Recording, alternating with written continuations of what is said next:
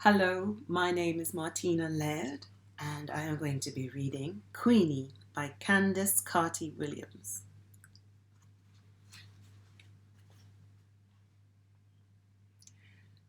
And so what brings you here today? If you could explain the events that have led you to seek talking therapy. I looked around the room I was sat in with a woman I'd never met before, but was expected to tell all of my secrets to. Take your time.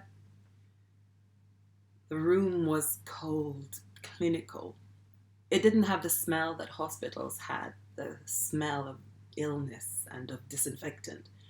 Instead, it smelt of darkness, sadness. It smelt like the sort of space that doesn't see light or air, candles, flowers, anything that gives a room the sense that somebody cares for the person inside it. Well, I didn't seek it, I said, finally. Well, your file says that you were referred from a sexual health clinic, is that right? This nurse, Elspeth, she thought I was being pimped out and then realized that I was just having sex with basically everyone. I rolled my eyes and threw myself back into my chair. Stupid. Okay, well, we can come back to that later. For now, could you tell me why you understand that you need therapy? I don't really know how to describe it, I said, biting the inside of my cheek and pointlessly looking out of the window that had been frosted for privacy. I don't know. I feel a bit like things are falling apart. Well, they've already fallen apart. Okay. And in what way do you think that things have fallen apart? The woman asked softly. I had a job. I lost that. And I lived in a house, which was kind of rubbish, but at least I could pay my rent. But now that I don't have a job, I've lost that.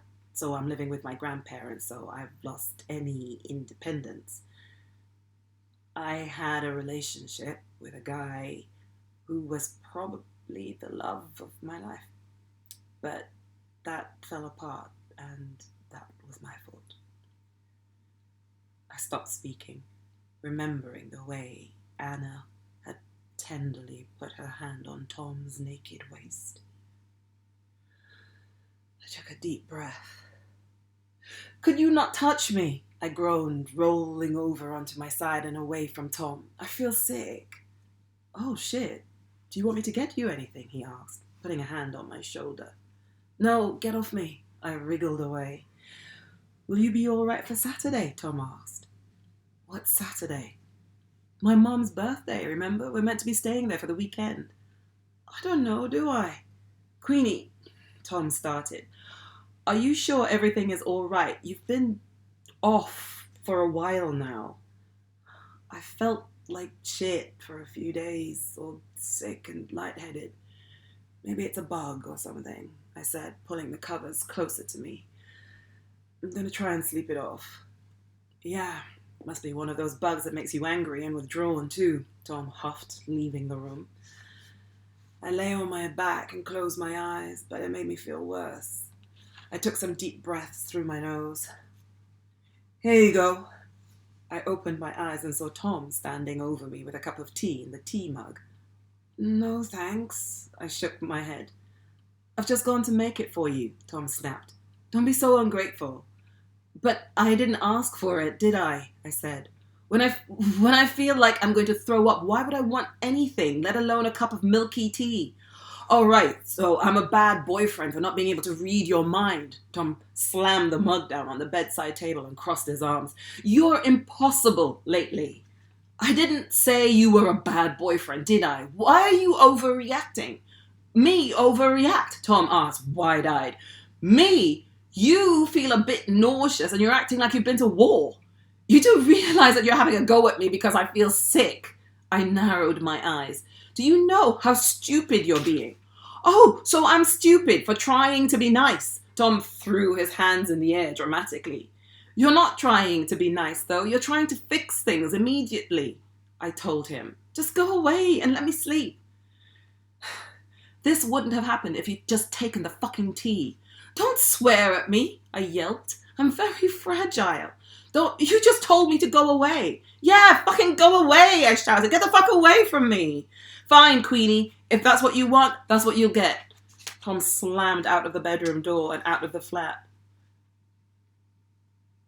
Why was that your fault? I pushed him away. I didn't know why I felt so bad. I didn't know how to tell him how I felt. And by the time I knew what was wrong, it was too late. I said, I had a miscarriage. And yeah, even though I didn't want a baby, I still lost one. So maybe that doesn't count in my theme of loss. I tried to joke. And my friends, I think they're just bored of my problems.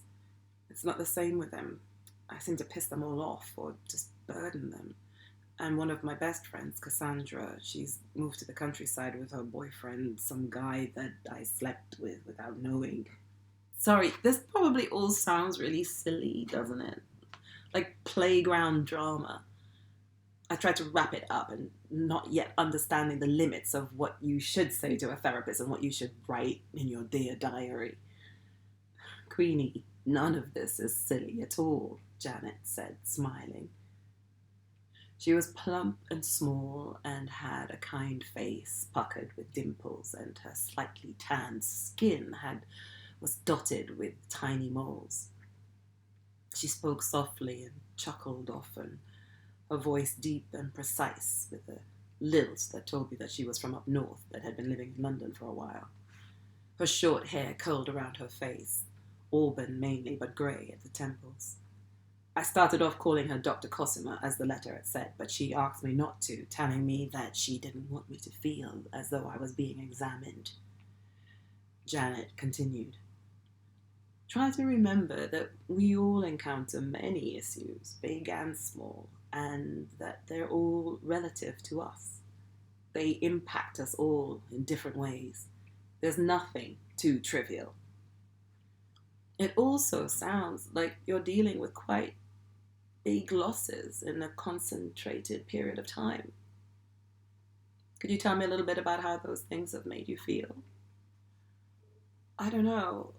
I feel like I can't breathe a lot of the time. Sorry, I don't know how best to say these things, like I should know technical terms or something. It isn't for you to know technical terms, that's my job. Just try to relax and tell me in your own time how you feel. Even if it's physical pain, discomfort, if it's tiredness, sadness, anything at all. Okay, well, yeah, I feel tired a lot, like exhausted. I feel like I'm always trying to concentrate on being normal again. And I don't really sleep that well. I feel worried, like something really bad is about to happen, but I can't pinpoint what. And then I feel even more worried because I can't work out why I feel the way I do. I feel frightened, like properly scared, especially at night. I have these nightmares, this sleep paralysis. I end up physically fighting everyone I share a bed with in my sleep, which is not cool. I stopped to catch up with myself. I feel nervous about really small things that I used to be able to do without even thinking about them, like going to the shop or eating, and I used to really like eating. I don't feel sick, but my stomach is always flipping over and over, and when I get really upset, sometimes it feels like my stomach is like closed off, so I don't have an appetite, is what I'm trying to say. Sometimes I feel frantic, and I feel like everything has just spun out of control, out of my hands. I don't know, like, I feel a bit like for a while I've been carrying 10 balls of wool, and one ball fell, so I dropped another to catch it, but still didn't catch it.